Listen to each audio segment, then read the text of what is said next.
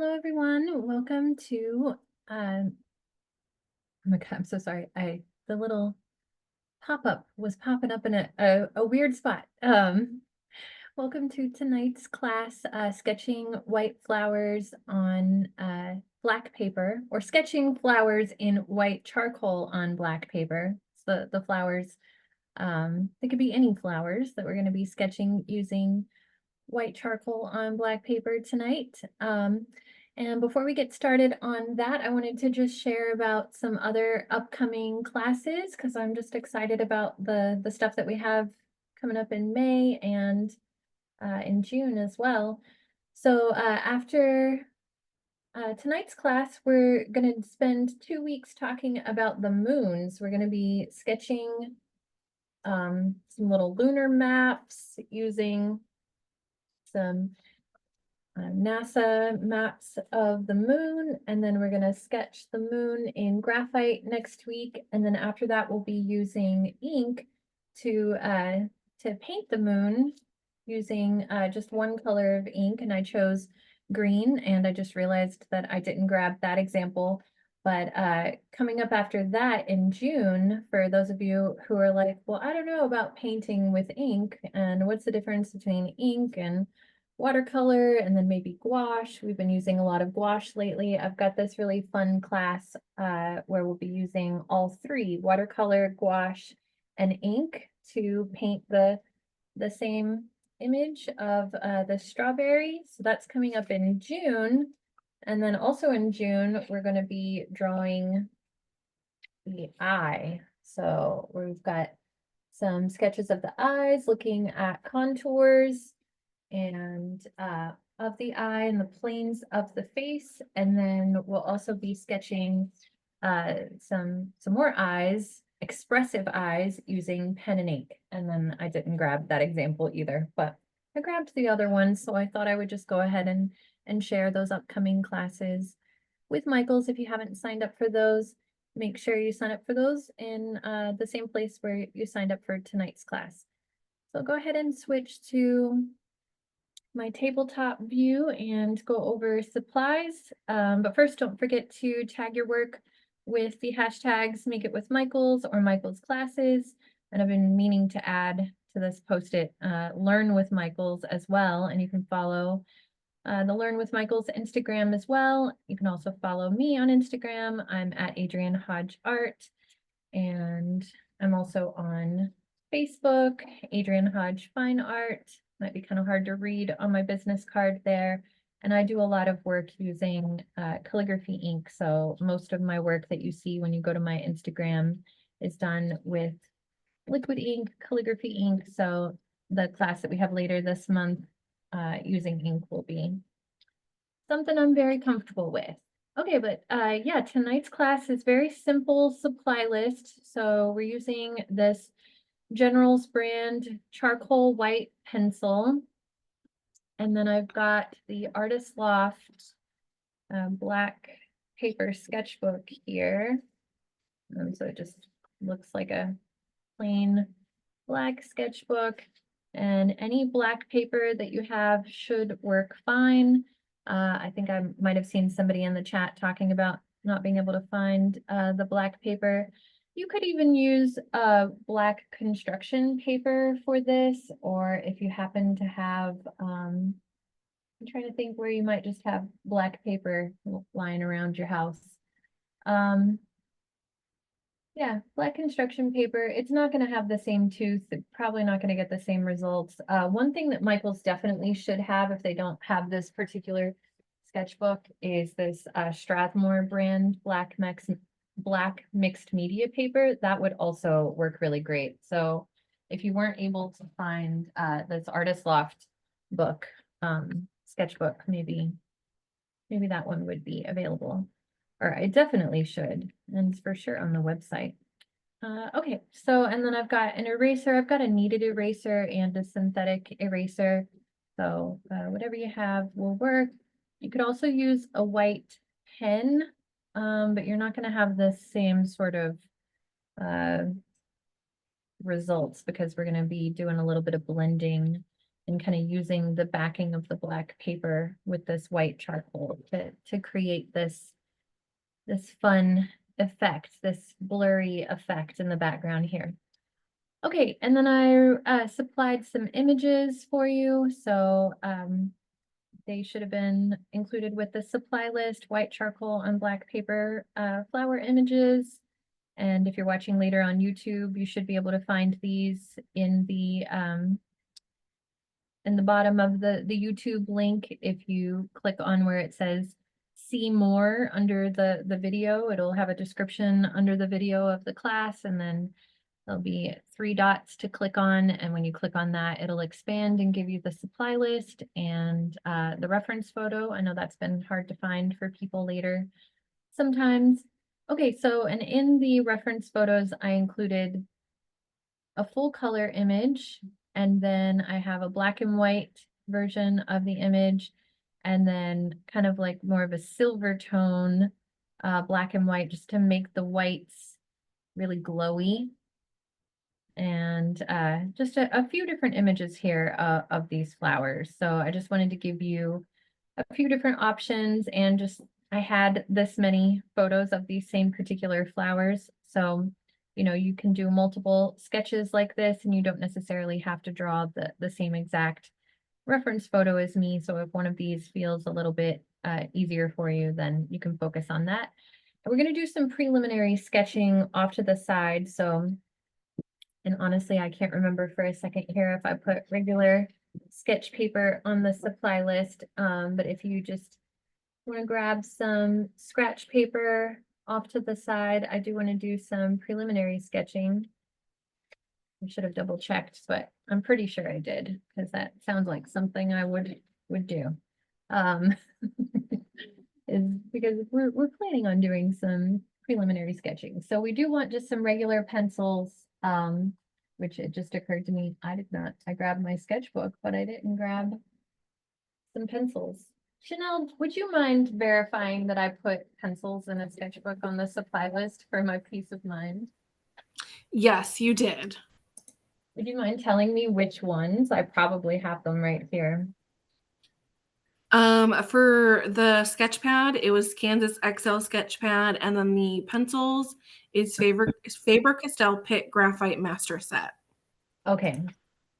Oh, right, because it's the same set that we're using next week with the moon one. Okay, good. Well, just 1 second here to grab one of the pencils out of that set. While you're doing that, I don't know if you answered these questions or not, but will white pastel pencil work as well as the charcoal? Yes, that will work great. And can you use black canvas instead of paper? That might be a little tricky. You can try it, but if you were going to do that, you might want to use paint. Okay, well, in all my excitement about having such a small supply list, I did not keep those pencils near my desk, so I'm just going to use another nice B pencil that I have, but whatever is the darkest pencil in that set, like I believe it has a woodless graphite pencil, and I wasn't finding that one right off the bat, but that would be a great one to use because I think it's an 8B. And I just happened to grab this 5B, but that something nice and soft will be good. We're just going to do some preliminary sketching, and we're going to focus on the value here. Okay, so we're going to kind of draw in the negative, or not kind of, we are going to draw in the negative, because what we're doing on this black paper is we're drawing, you know, the white, and it's showing up on the black paper, and then the black paper is acting as our darker values. So all of our black is already there. We don't have to draw it. That's where we're leaving it blank. So we're going to do a little bit of the opposite.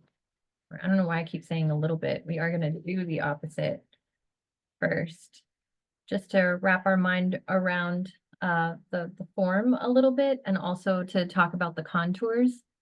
Okay, so the main thing that we're going to focus on here is the light, and that's why I included these photos that are, you know, like I mentioned, this silver tone one where they're like all silver tones instead of more black and white tones. Is it made the whites nice and glowy, because we're going to go for that kind of ethereal effect with the white charcoal today.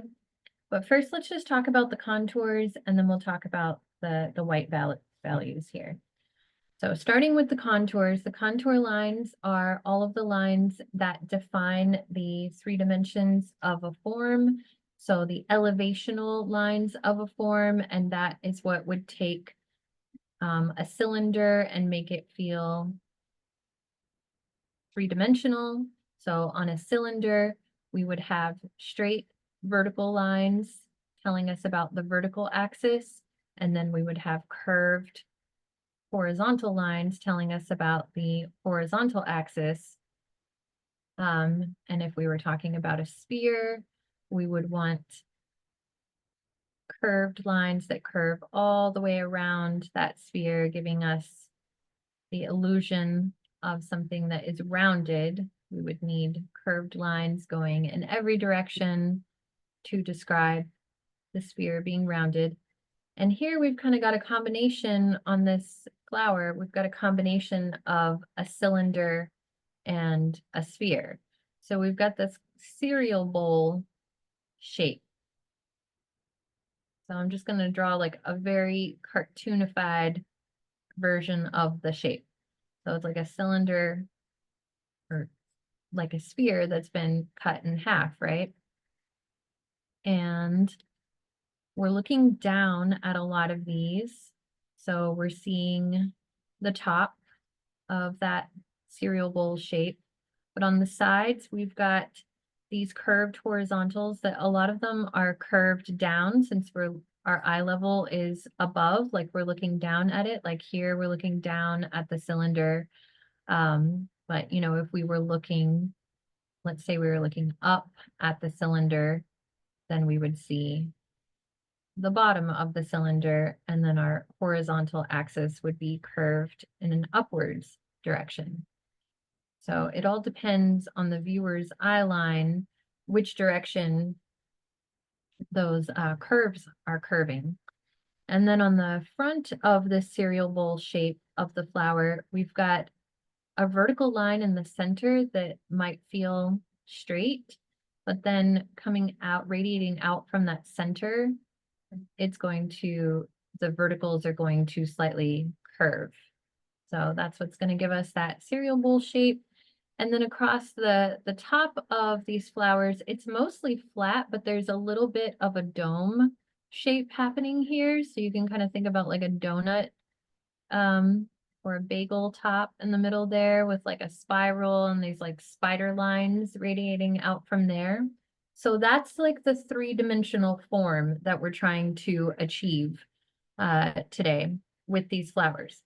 And then we've got these little pointed petals, sort of triangles coming off of it, and those are radiating out and they're curving over. So if I were to zoom in on one of those, it might look something like that. And so this is like the side of the top of our cereal bowl right here, right? And then it's like a little leaf petal.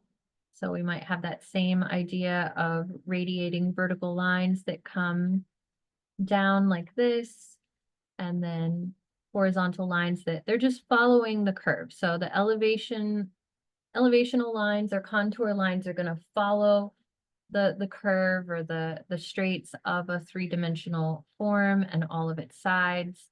And that is just a little diagram to outline the main shape that we're looking for here.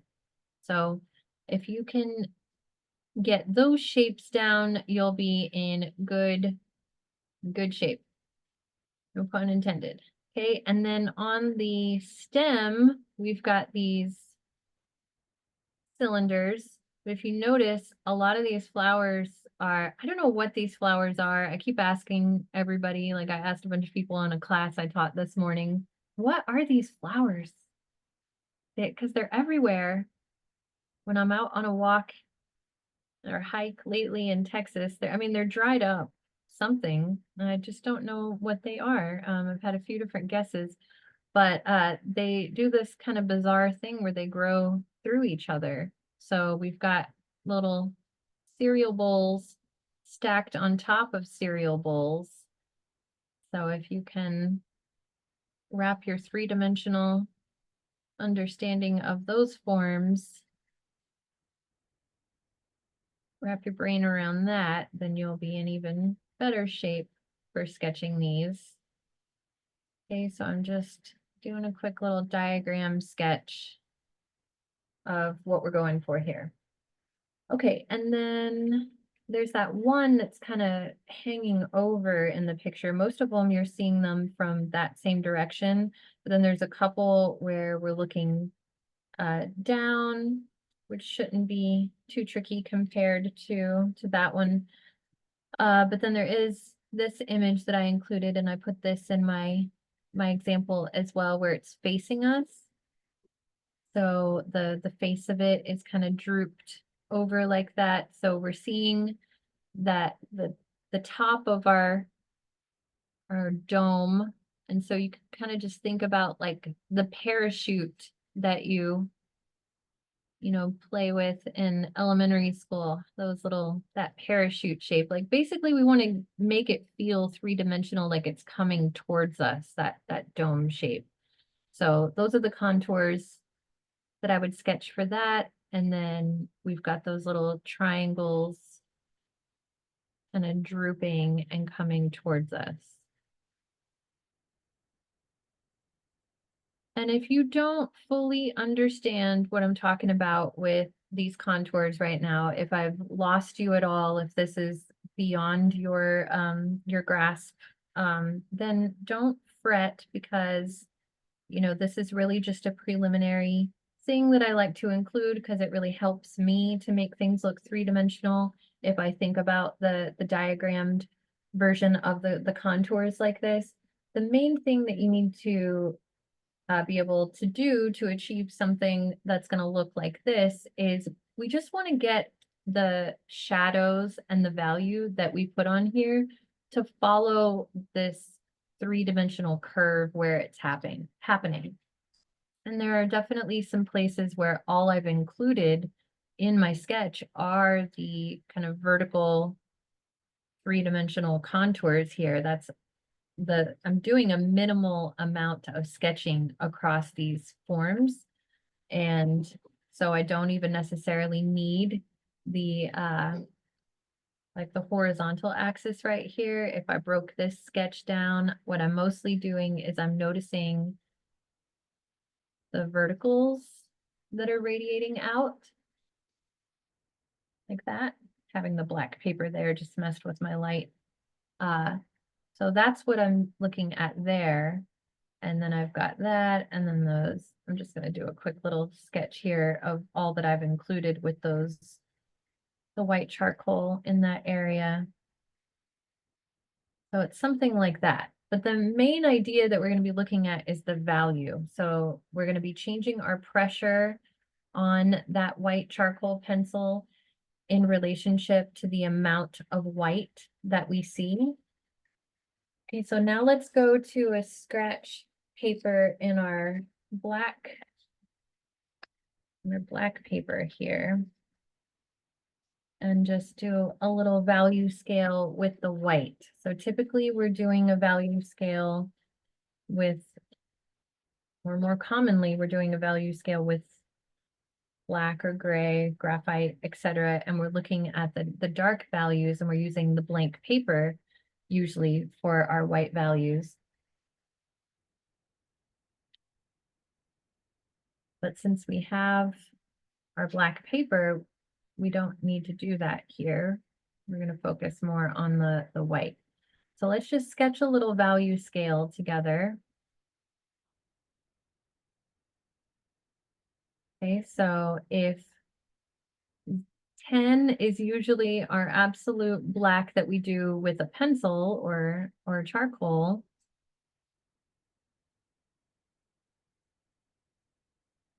but this time it's going to be the blank black paper.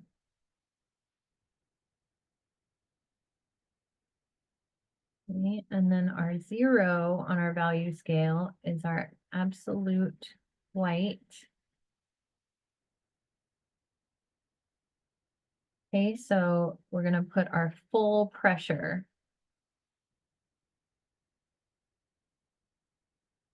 on the white charcoal.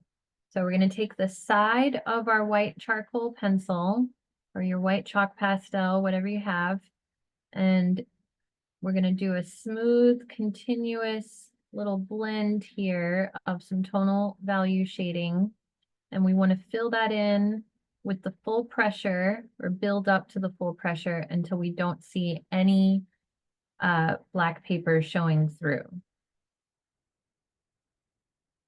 And then we'll continue to build on that, but then we'll have a little bit of black paper showing through for, let's say, our 1 and 2 on the value scale. And then keep letting up on the pressure. We're really only going to focus on the midtones here, the midtones and the highlights. And then, you want to try to meet somewhere in the middle. So you're decreasing your pressure towards the middle there, and then maybe you have some like really light pressure going on into, and then when we get to the dark side, and if you go a little heavy with your pressure in some places, you can take out your eraser and take it out and put it back in as needed. And this doesn't have to be perfect. Really, I just want you to get the idea that your absolute white is the full pressure on that charcoal pencil, that white charcoal, and then less pressure for the darker areas, and then we're leaving it alone. We're not doing anything for where we're seeing black in the photographs. Let's do one more little preliminary sketch on our white paper, and then we will get started sketching these together on the black paper. So I just want to focus in on these value shapes. So the shapes of the light and the shapes of the dark. So let's just sketch. I was going to have us do the opposite, but the more I think about it, I'm like, I don't want to confuse anybody too much. So maybe it would be easier if we notice how light the flowers look in this photograph, and we're just going to sketch what is showing, what we see that is black. So I've got this shape. I'm looking at this top one here. Got this shadowy shape, this shadowy shape. So I'm just sketching the shadowy shapes, and they don't need to be perfect, but if you are following how they are looking, they should create the implication, like the implied form of that cereal bowl shape there. And just jumping around, there really aren't too many prominent shadows.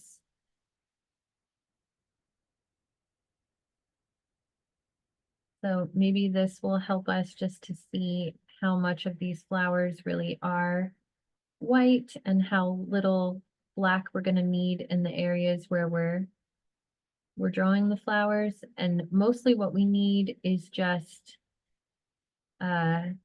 variation in our pressure on the white pencil. So that's kind of the main name of the game tonight, is to watch the pressure that you're putting on your pencil, because we're not necessarily seeing this flower all as searing white. There are definitely some little nuanced shifts in the white that we're seeing on the lighter end of the value scale here. So in these absolute black areas, that's where we'll leave it blank paper. But then in all of these areas, we're going to achieve that by just very light pressure on the white so that that black paper peeks through and gives us these darker midtones. And this is one of those moments where I want to check for understanding. So if that is confusing and I need to explain that again in some way before we get started, please let me know. We could go ahead and sketch them in the opposite here, but I think, you know, paper isn't precious. You can always start over if it doesn't, you know, work out the first time. So we're just going to go ahead and get started, I think. I'm going to assume that we're good. If nobody's saying any different in the chat. No questions so far. I think you're good to keep going. Okay, cool. Thank you. All right. So we're going to do a little double page layout here. Use both sides of this paper, and if you don't have a sketchbook like this, and I'm just using these paper clips or these big clips that I have, you could use binder clips to keep it nice and flat. Work as a paperweight here. All right. And the other thing, oh, you know what? Let's test one other thing here. Well, you can kind of use this page that we were using already. That could be like your test area if you need it. So if you want to just draw maybe one little part of the flower and then put the full pressure and play around with it a little bit, you know, whatever you want to do. I mean, all of it can be considered practice. Like I said, the paper is not precious. But the other thing that I didn't talk about yet is there are these fun blurry moments in the background that I added with, I made these little circles, and those are also, I mean, we're going to put a lot of them in there. So it's worth doing a little practice of those off to the side too. And I can come back to this again. And we're just going to sketch a little circle, and then I'm going to put the full pressure on like a crescent moon part of it, and then use the side of the pencil to fill it in nice and light. And I maybe emphasized that one a little too much, so it's really subtle little blended shift in the pressure there. And I think what really sells it is overlapping them.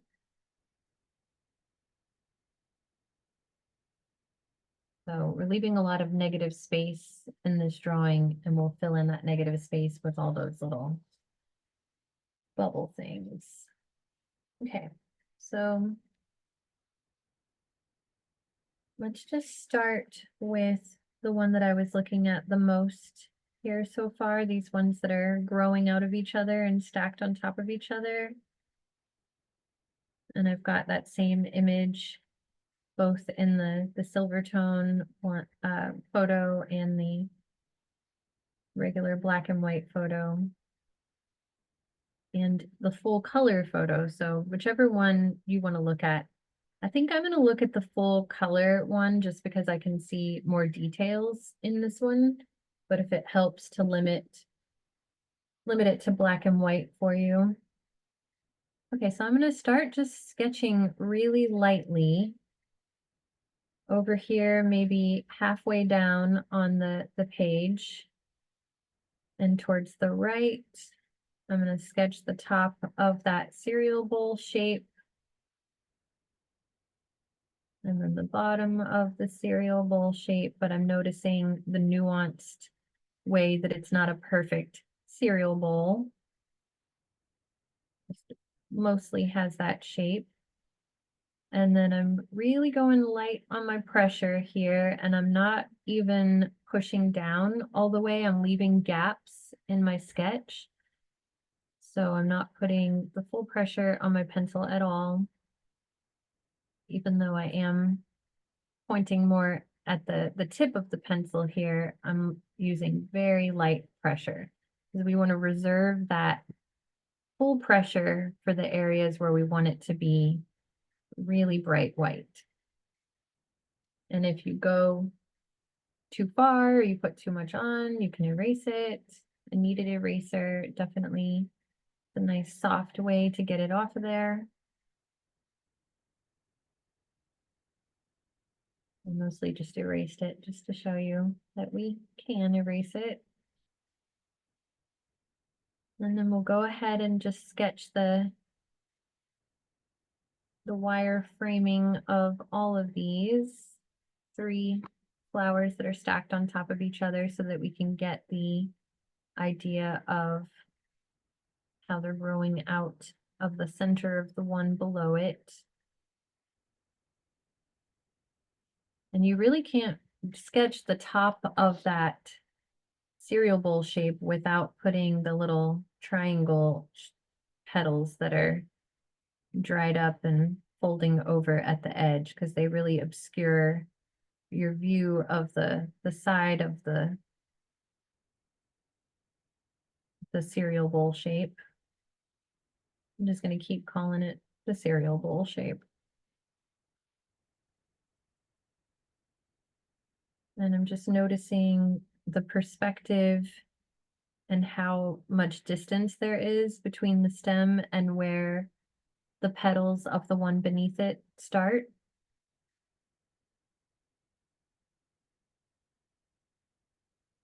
And then same thing with this one. It is, even though we can see the stem coming down a little bit, it doesn't quite go as far. And this flower above sort of eclipses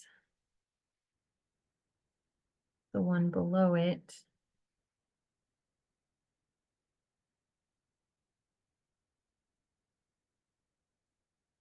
I'm just noticing where the bottom of this one covers the top of the one below it.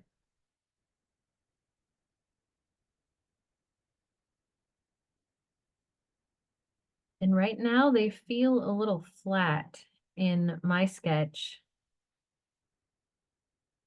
but the way that I'm curving these petals down are starting to suggest 3 dimensions. And the other value that we're going to add is definitely going to make them feel more 3-dimensional here in just a moment.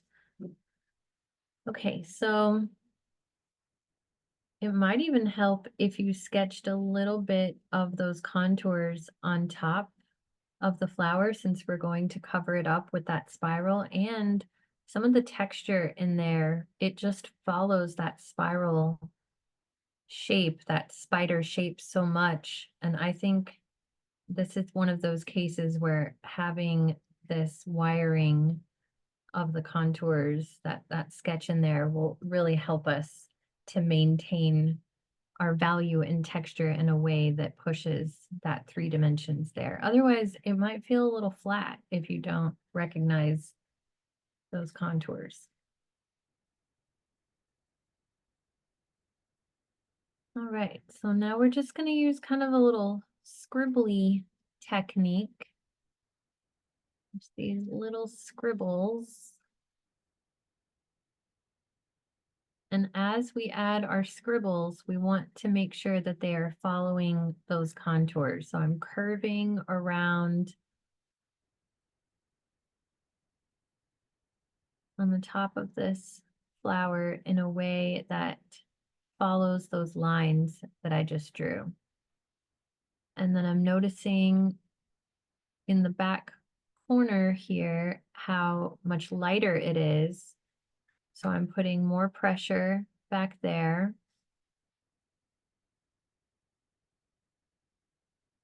And maybe using more pressure just in little textured moments like this, and also following those contours. And it may help you to just go ahead and zoom in on the photograph in that area.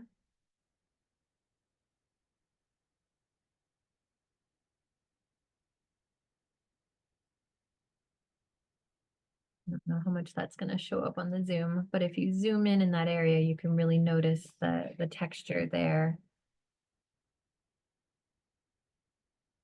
and see where it makes sense to put more pressure on your pencil and start to define some of the little nuanced scribbles that you drew in a way that follows those contours and really starts to sell those 3 dimensions and those values to the viewer. And then we'll do the same thing on these, excuse me, on the petals that are sticking up. We'll put our full pressure. I'm going to use some soft pressure here to fill in some of these petals. We want to really make this part of the flower glow. So the more we soften and apply that full pressure here, that soft application of it like we practiced, it's going to create this strong contrast between the black paper and the rest of the flower and this part of the flower where the white is really searing white. And it might be helpful to just do a really soft, more of the mid-tone blend across those areas and then put your full pressure along the edge of it. And you definitely want to make sure you're following the contours of those leaves. Otherwise, it might feel a little flat in these areas. And we're going to go step by step with all of these. So I know there are some of those little petals that are folding over that feel a little more complicated than others. And if there's part of one of the flowers in the photographs that I don't get to, feel free to shout it out before the end of the class and I'll do a little sketch of that one if I miss it. Okay, so here's the area where the black is definitely coming into play more. We've just sketched this off to the side, this little shape, so we just need to leave the paper blank right there. And so here we maybe are just going to use a couple of lines to define the little bit of light that's coming into that. And let the black paper do the rest of the work for us. So this is why we really need at least an understanding of the vertical 3-dimensional shape there of that cereal bowl. Or at least just imitating those lines that I'm drawing where it looks like they might be straight in the middle, but then they radiate out in opposite directions across that 3-dimensional form. And we'll just make our way down to this next flower. I'm just going to sketch in the highlight on the side of that stem. Because again, the black paper is doing all the work for us on the darker side there. And I maybe even went a little too heavy-handed with that. It didn't need to be that white. Okay, and then on this next one, I feel like the petals are lighter than the center of the flower. So that nuanced shift in where you're applying the pressure in certain areas are what are really going to create some good contrast here. So you definitely want to notice where you need more of that mid-tone highlight. So light pressure with the white charcoal, and then where you're putting the full pressure down, that variation in your line weight is making all the difference here.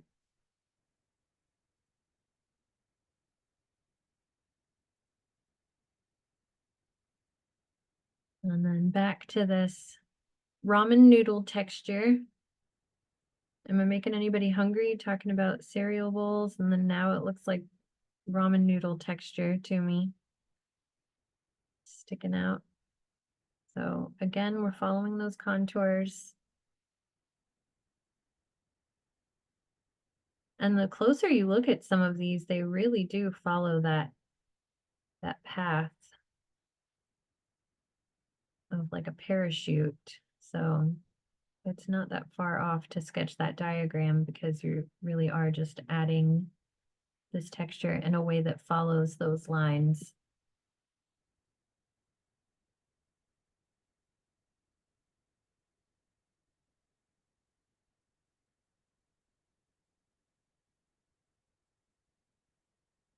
And you want to make sure that you're leaving some blank spots so that the black can shine through.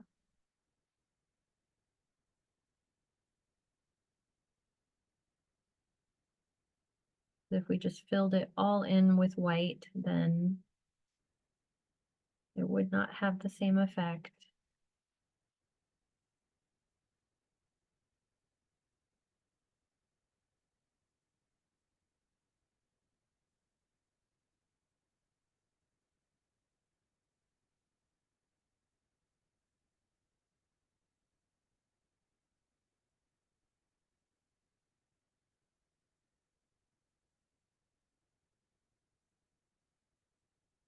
Feel like I've run out of things to say because now it's just going to be that same thing but repeated, especially for these that are so similar to the ones above them. I think what really creates interest here is to notice the subtle change in these shapes. Like if you just drew the triangles for these petals that are coming off without noticing the subtle differences or the little organic changes in how they are, just like when we sketch a piece of fruit, putting the imperfections or the bruises on a piece of fruit are going to make it more interesting, noticing which of these petals have inconsistent shapes or unique shapes or are bigger than others. Like this one kind of sticks up. Putting that one in and changing my pressure there, that's going to really add some interest. Also, since there's a little bit of a lull here, I should mention that I've got this fun draw club that I started online. It's not through Michael's, it's independent, but Chanel has my link tree that she can drop in the chat. And if you're watching later on YouTube, you can just search my name, Adrienne Hodge, and Linktree, or find me on Instagram and follow the link in my bio, and that'll take you to it'll take you to all the things I have going on. But one thing that I'm doing lately is online draw club on Saturday mornings. And this Saturday, I've got a class called Embracing Mistakes, and we will be making an ink blot on the paper. You can use a Sharpie or any permanent markers or pens that you might have, and it's helpful if you have a child in your house or someone else who can make the mistake for you or scribble on the page for you. And then we're going to be turning that into something more intentional. And I've got a whole list of prompts that I'll share with you for how you can embrace a mistake and problem solve and make it feel more intentional. And we'll be doing that with an unintended mark that we will start with on the page. Anyway, that's my online draw club that's happening this Saturday morning on Zoom if you want to sign up and join me for that. Okay, but back to these flowers here. So I'm on this second one. I kind of started working on the third one at the same time, but looking at the little cereal bowl shape under that, and there's a Hey, lot. Adrienne. Yeah. One of the participants asked if you can draw just the ramen noodles separately so that they can see that as like the focus. That texture. Okay, yeah, sure. I'm just going to finish up this one moment right here, and then I'll do that off on a separate page. Yeah, we can zoom in on those. Mostly I'm just scribbling, honestly, and I'm following those contours, but I'll zoom in on it and do that again. Okay, so here I'm just noticing where it's extra white and I'm just putting more pressure in those areas and I'm letting the blank paper put the black shapes in there for me. Okay, yeah, let me go back to my scratch paper. Okay, I'm gonna look at this one, this third one down that we were about to draw, because that's the one where I can see it super clearly. And yeah, it really looks like some crispy noodles there for me. Let me get that. Oh, it might be kind of hard to get it on the zoom at the same time. Sometimes, well, okay, that should work. Hopefully it doesn't make my sketch out of focus. All right, so we've got that. Let me draw it nice and big here. We've got that shape. We've got a cylinder coming out of the middle of it, like an opposite mushroom.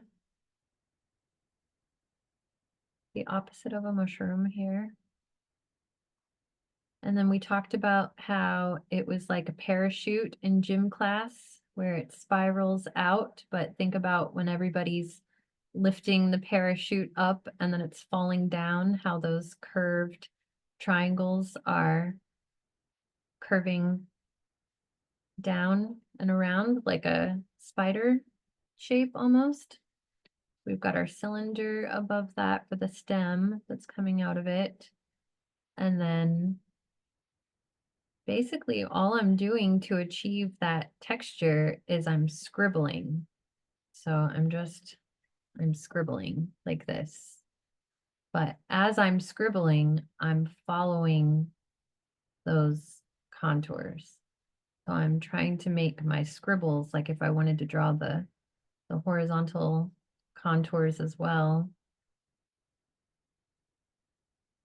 I'm trying to make my scribbles follow those contours.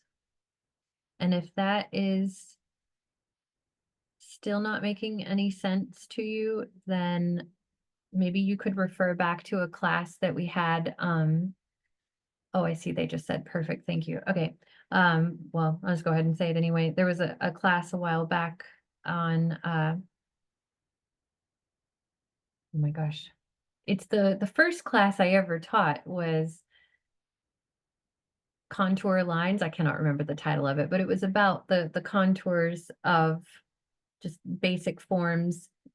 I think it was beginning graphite, like a beginner's intro to graphite and drawing forms. That was the first class that we ever had. And then we did another version of it back in December, I believe. And we drew spheres. We turned a circle into a sphere and we used a variety of value and shading techniques. So we used hatching, cross hatching, stippling, and scribbling. And we did trying to turn a circle into a sphere using scribbling. So that could be a class you could refer back to, because basically what we're doing here is just turning a slice of a sphere. We're trying to make this, it's this like a top slice of a sphere that we're trying to achieve using scribbles, but you want to follow the contours of the form. I see Chanel just found it.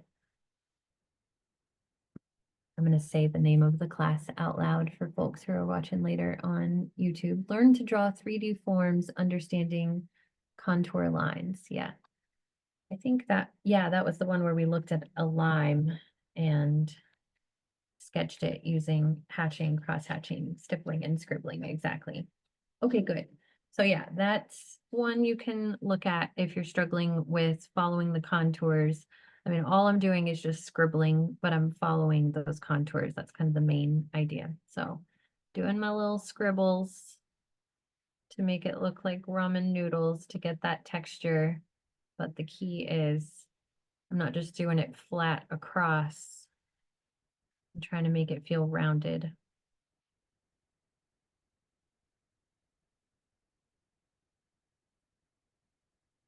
And then I'm really going in closely, looking very closely at where on those individual scribbles the white is more dominant, and I'm putting more pressure in those particular areas while still following that three-dimensional contoured shape.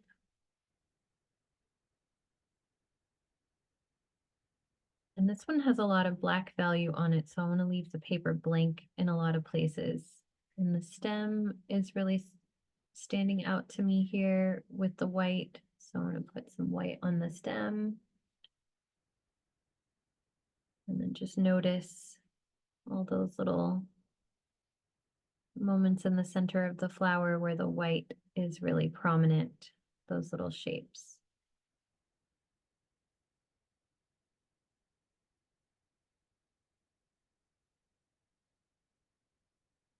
And I feel like since I did that with the texture at the center of the flower, maybe I should zoom in on one of these petals as well, especially like this one on the third flower down that we're on right here.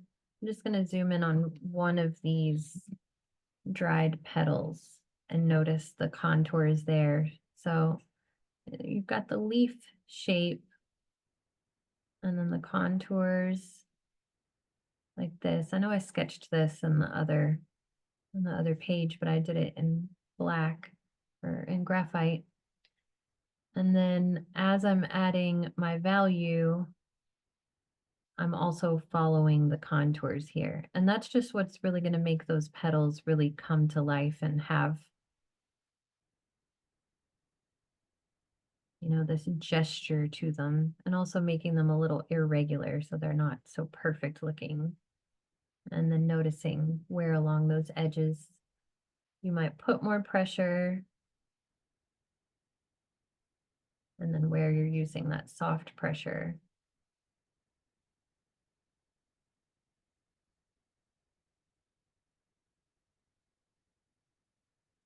Making sure that the value that I'm adding is following the contours of those little triangle shapes.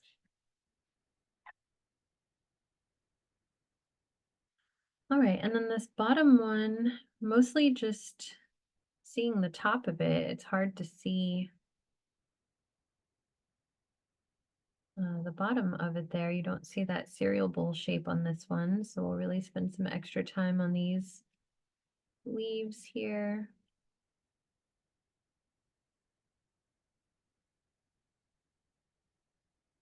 And just really noticing the subtle gesture in the way those leaves curve over, and trying to emphasize little nuanced moments in those. You definitely don't want them to be uniform and perfect. The more character they have, the more realistic they're going to feel.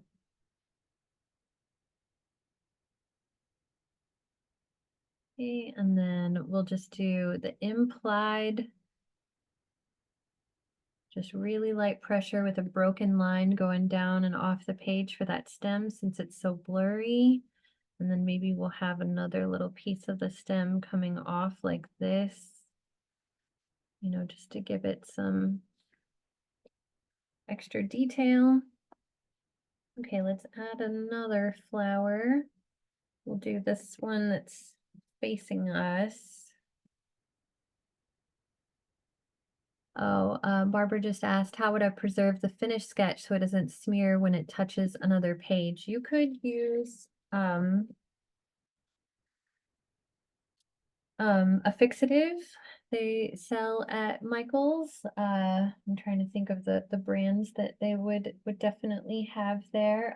Maybe Liquitex would be one, and I know I did not put those on the supply list. I think if it's in your sketchbook, you don't really have to worry about it. And also this charcoal white doesn't smear that much, but if you're using white chalk pastel, then you definitely are going to want a fixative. Hairspray works as well. Just take it outside well, definitely with the other fixatives, you want to take them outside and make sure you're spraying a nice even layer in the direction of the wind, not against the wind, so it doesn't blow back on you.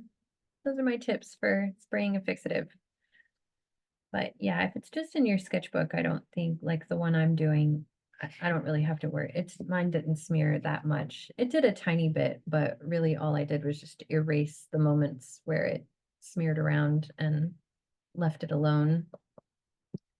So it really was very minimal for me. Okay, so now I'm going to look at this flower, the one that's facing us. Trying to remember where I put it in the other one. Let me look back. Oh, I had it coming over here, so I drew this one in a different place.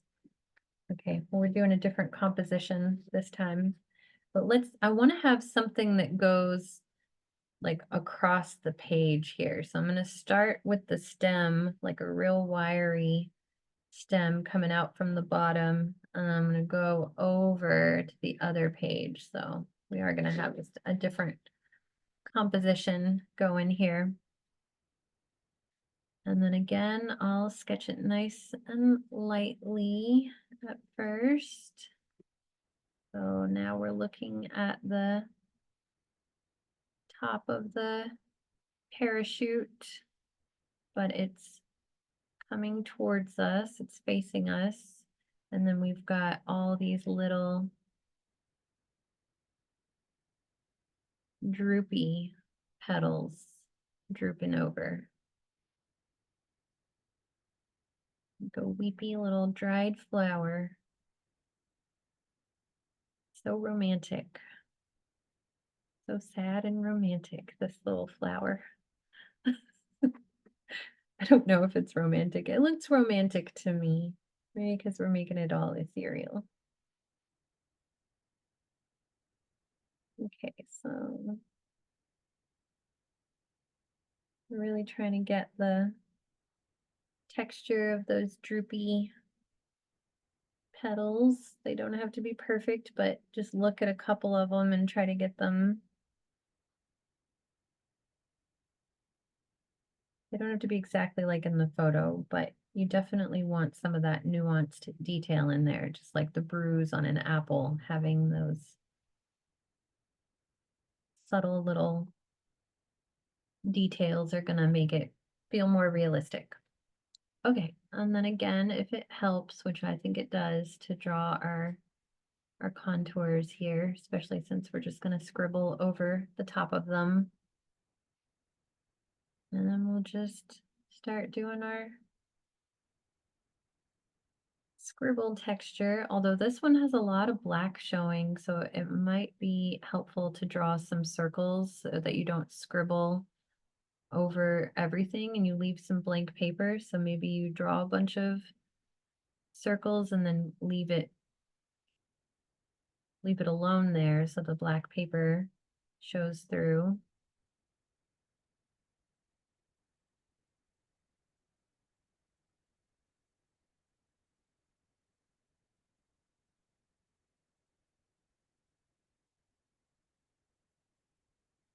I'm going to zoom way in on that picture there before I start putting in the lighter pressure details, because the shape of, like, they don't feel so much like crescent moons now. They feel like almost like straight lines coming towards us. But I think the scribble texture will still get the point across for the most part here. And then, yeah, for our more high pressured moments, I'm just looking at that shift in the directional flow of that information. It's coming towards me a little more like that, but some of them do still feel like little half circles. And then for the areas where it all kind of blurs together, that's where I think using the soft side of this white charcoal and just softening it is a good policy.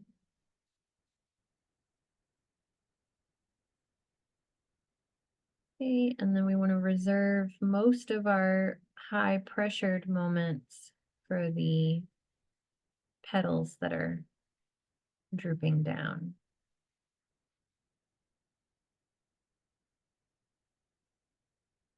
That is where the light is hitting it more directly.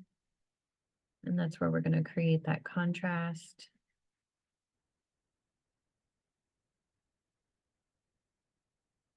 And maybe you even draw one sticking off like that, or maybe two of them like curving over like this. And really put some good detail on one or two of them. Just a fun little neuroscience tidbit that I think really helps me in the drawing process is to recognize, when I'm drawing, I'm trying to create an optical illusion on the page. And I want a viewer to interpret that optical illusion as the form that I'm suggesting to them, right? And if I don't want to draw all of the details of something, recognizing that it's just a fact of our optics and our eyeballs, we can only focus on one thing at a time. That's why optical illusions work on us, and that's why you shouldn't text when you're driving.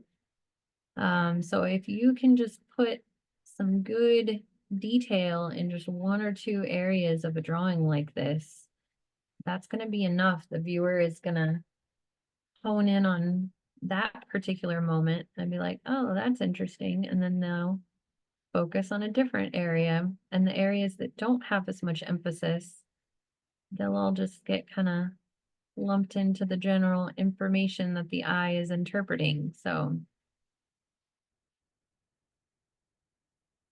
sometimes it feels a little overwhelming to put that kind of detail in a drawing like this, but if you think about how you're really only doing it in a couple spots, it's a little less overwhelming, I think.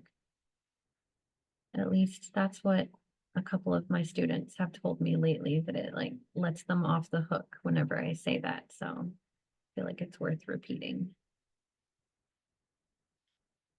All right. Another fun thing, so it's always good to take a step back from your drawing, especially when you're drawing something this detailed on this scale, where your face is probably really close up to it. So if you can, lean back, or even better, take 5 or 6 steps away from it, lean it up against something and step back away and see how it looks from that far away. And I've got this extra way of doing that because I've got it on the Zoom right in front of me. So when I glance up and look at it in the Zoom, that's my way of kind of looking at it from across the room, and I can see like, oh, actually, I need some more contrast. So if it's kind of just looking like a big blur and it's not feeling like a flower yet from across the room, then that's where um, you can usually tell by looking at it from farther away. And then we can just see that we need a little more high pressured white moments that are going to really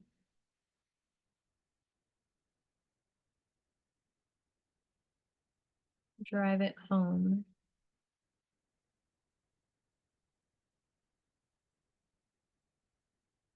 Okay, and the other thing that when I glance at the Zoom keeps bothering me is the stem is looking so dinky here. I gotta make the stem bigger. So there's a couple of little extra stem coming off right there. So I just want to give it a double line, but I'm also not going to put the same amount of pressure on the whole thing. I'm going to let it kind of disappear a little bit just to create a little more interest. And I'm going to keep my pressure pretty soft across most of the stem. And then again, I'll emphasize just a few moments, even though it does look pretty white in the photograph, and I could put the full pressure all the way across, having that variation in my line weight is just going to make my drawing a little more interesting. Letting it kind of disappear. Okay, how are we doing on time? It's 7:06. I want to do some of these background circles for two reasons. One, because I'm worried about running out of time before we do those, even though we've got 24 minutes. And the other reason is I'm getting bored of drawing flowers. I got to break it up a little bit and put these out of focus bubbles back there. So we'll put those in and then we'll put a couple more flowers in. But we'll go ahead and start putting some of those in. So if you need a reference for these, one of these photos has some shapes in the background that I think are really good to look at. So in this silver tone photo, I'm obsessed with that portrait mode on the iPhone, how it makes everything out of focus. Oh, that is just not showing up on the Zoom. But hopefully y'all are looking at the same part of the photograph where I am. And they look exactly like what we're gonna draw. Like on some of these out of focus circles, you can see a very distinct little half circle that is very bright white. And then it's more of a fuzzy white for the rest of the circle. So that's what we're gonna do. We're gonna sketch a nice light circle. And then we'll put the full pressure on half of it. And then we'll fill in the rest of it nice and soft.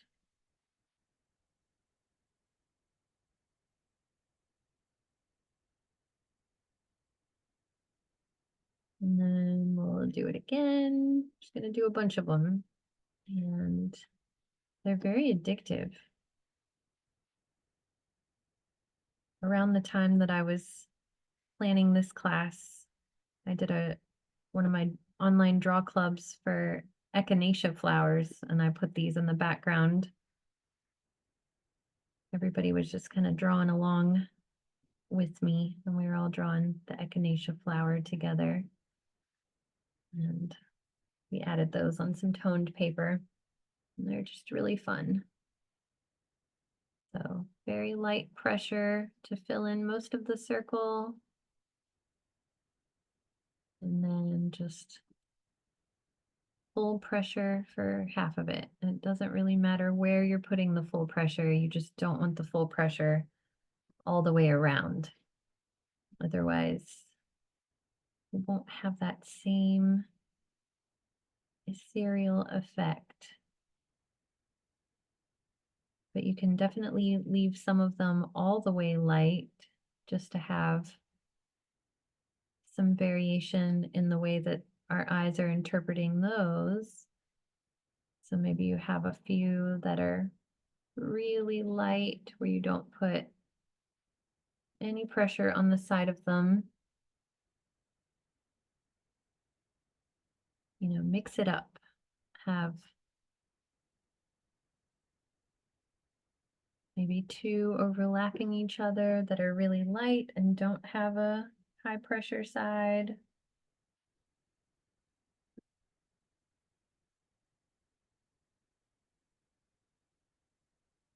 If you're feeling really wild, you could have three of them overlapping each other. No, that's too much. It looks like Mickey Mouse. Like, did I do that in the other one? Oh, I guess I did. Oh, but then I did like four of them. There's a three bubble out of focus moment, but I guess I did. That one just looks too much like Mickey Mouse. I gotta add a fourth one onto it.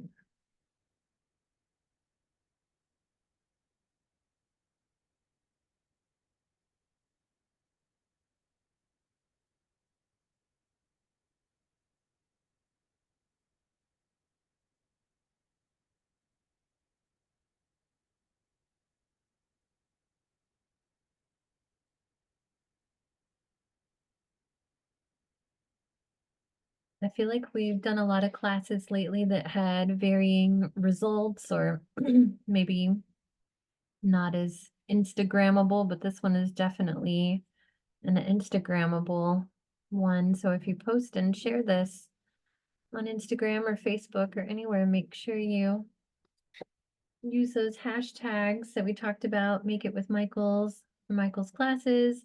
You could even hashtag Adrian Hodge Art and definitely tag me, since this is my own little style and technique that I'm sharing with you.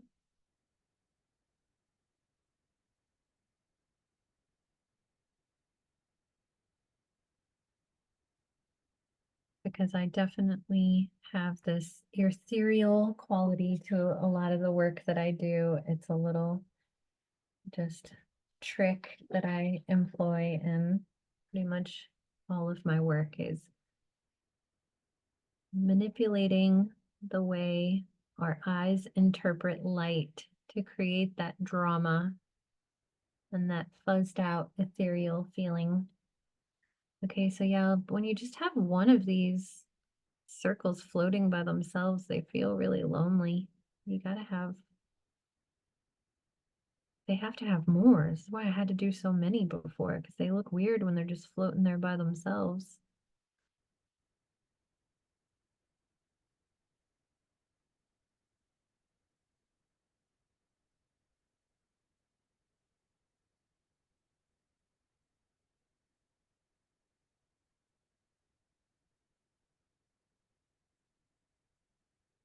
So it's so interesting how the zoom picks up all the imperfections on this black paper, because I'm looking down at my paper and I'm not seeing as much. Like, it doesn't feel that dirty, but then when I look up at the zoom, it feels like it picks up every little piece of white charcoal that's spread around.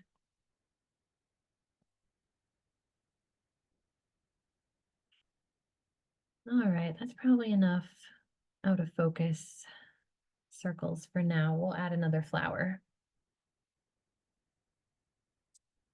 I'm going to read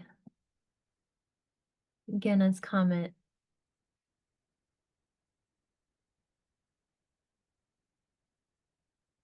Oh, thank you so much, Genna. What a nice comment to read that out loud. It is amazing how you took these what look like weeds kind of flowers and sketching the flowers in white on black, and it is stunning. The eye of an artist. Thank you, Miss Adrian. I like the rings that look like a diamond ring, like the one during the solar eclipse. Oh, totally. I know, and I planned this before the solar eclipse, but I've definitely sketched these same shapes since then and thought how it reminded me of the totality moment for sure, or the moments before totality.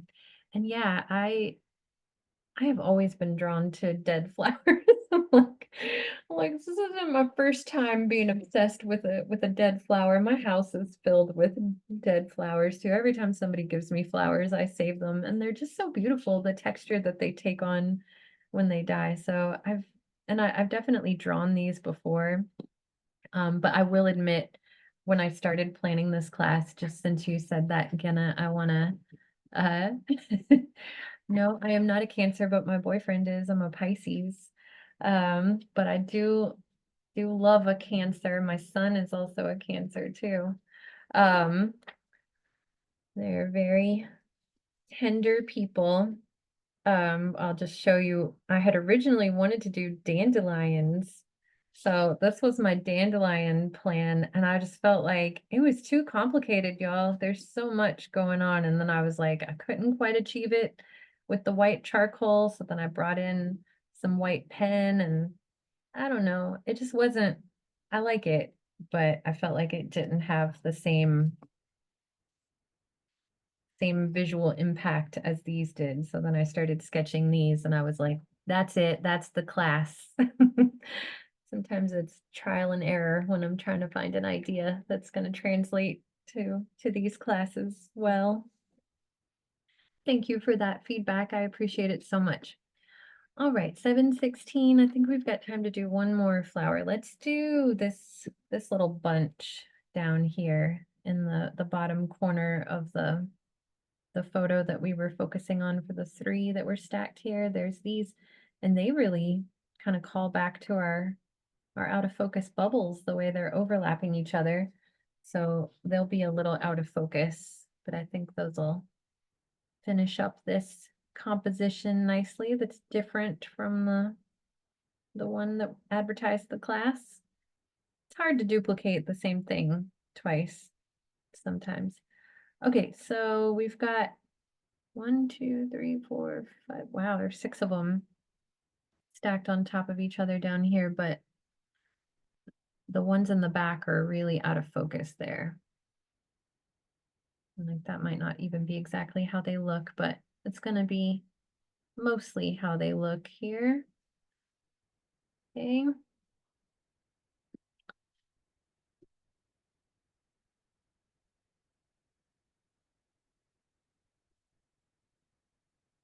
And there's a stem just randomly sticking out of this one.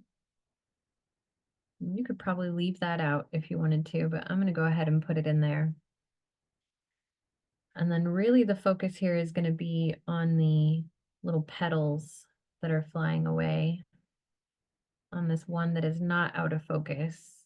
There's really only one of these that is not slightly out of focus or really out of focus. So we'll mostly just look at the shapes of the petals on these and go ahead and draw those. And we don't need the cereal bowl shape on these because we're just seeing the tops of all of them.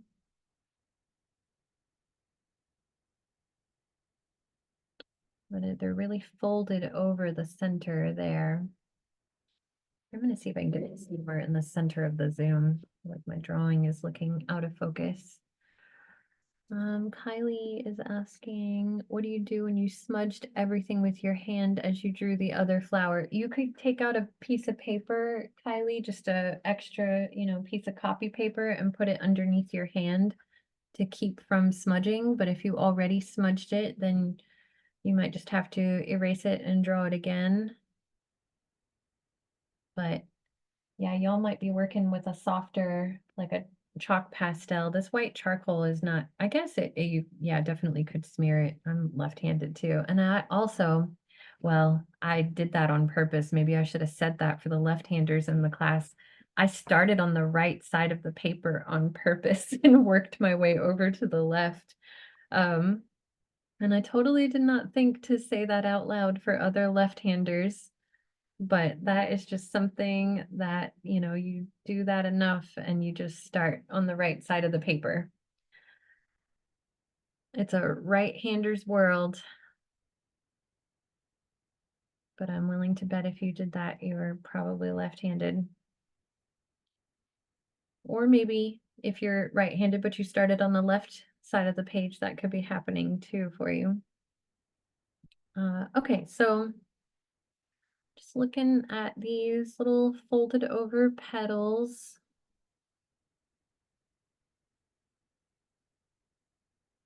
And looking at the contours here might help to sketch in those contours. And then we're keeping it pretty minimal here. We're going to leave it really out of focus. So just that implied sense of that scribble in the center. Ooh, this one has a lot of black. So I'm going to draw circles so I can be sure to leave the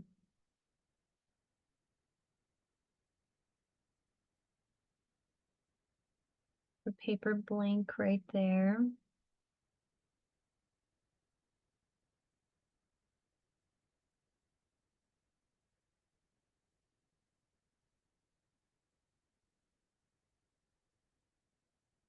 And then I'm putting more pressure on those moments on the petals that are standing out to me.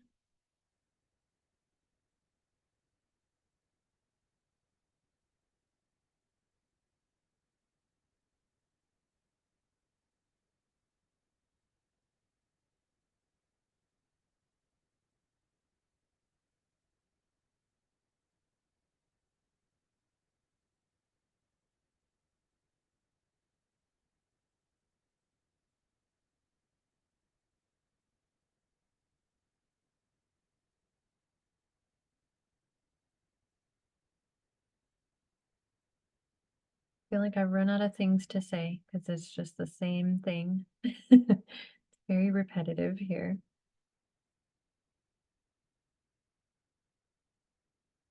But yeah, definitely if there are any moments that if you're making your petals look uniform in any way, notice where there's like a weird little sticky outy moment or like a weird scoop of the petal and putting that irregular shape in there. That's going to really stand out and make your drawing a little more interesting. Okay, and then for these out of focus ones, I'm mostly just going to emphasize the whites of the petals. I'm going to really blur those together a little more and then just do a soft scribble in the center, leaving some blank paper.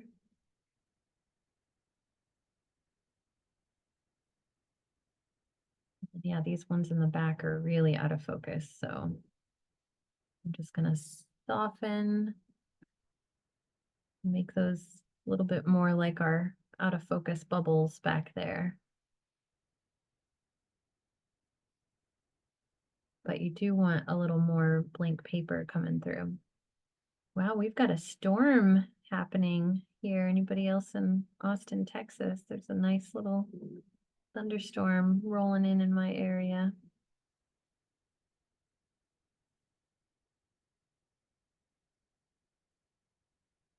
I don't know if the sound of the thunder would come across on Zoom, but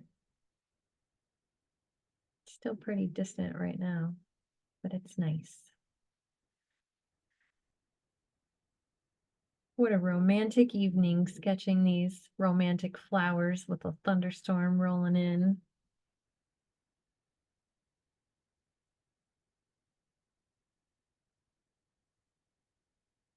All right, and then a part of me kind of wants to add a stem over here because these feel like they're just floating in space, but I can't see a stem in the picture. I guess I can kind of see it doing this. I'm gonna do that. I'll just make one up. I hate to imagine things sometimes.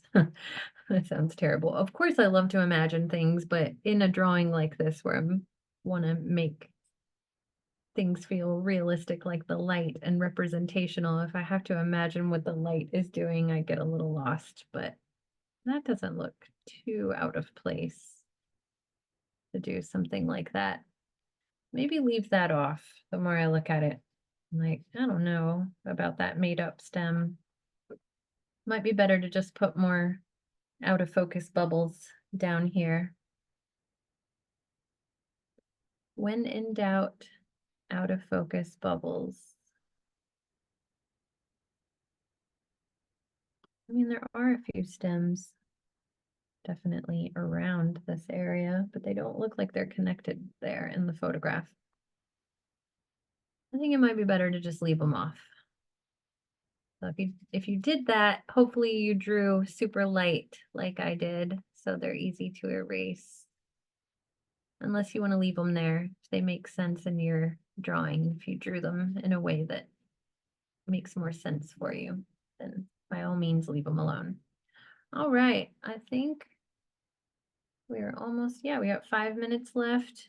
I'm going to fill in these last few circles that I drew. And then I'd love to see some of y'all's examples for those of you who stuck around to the end.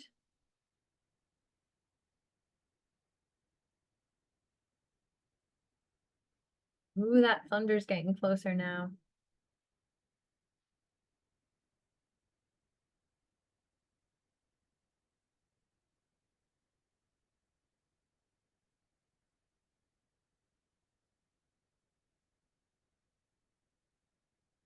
All right. So, oh, I think maybe we already started. Do we already start spotlighting people? I saw somebody say, lovely Barbara. Yeah, let's see. Oh, Barbara, that's lovely. Yeah. I love all your out of focus bubbles, look really nice.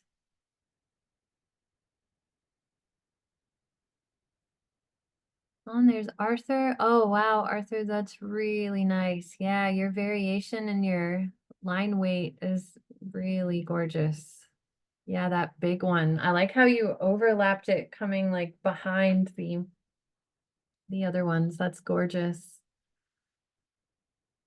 Feel free to send that to me in an email, Arthur. I'd love to have a example of that to show other students. All right. Look at that one. Oh, you went dark on white paper. That's always an option for a class like this. I'm glad you made that choice. That's gorgeous. Yeah.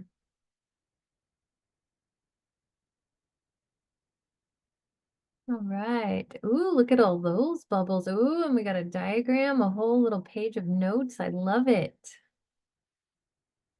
That is so nice. I'm reading all your notes. That's so pretty. I love the little dots that you put around it over there. Oh, please share that with me if you don't post online. I don't know, not everybody posts on social media, but feel free to, my email is easy to find through my website or my online shop, and you can send me a copy of that. I'd love to I'd love to just have copies of all of these. This is so lovely. Oh, and look at that. And you've got more diagrams there. I love it. Yeah, I love how that one little diagram we drew really does look like an upside down mushroom. That's gorgeous. Thank you. Oh, look at that, Andrea. Yes. Oh, I love how you made I keep calling them bubbles, but the out of focus light in the background. I love how you made them so big. That really created a different kind of drama there. That's nice.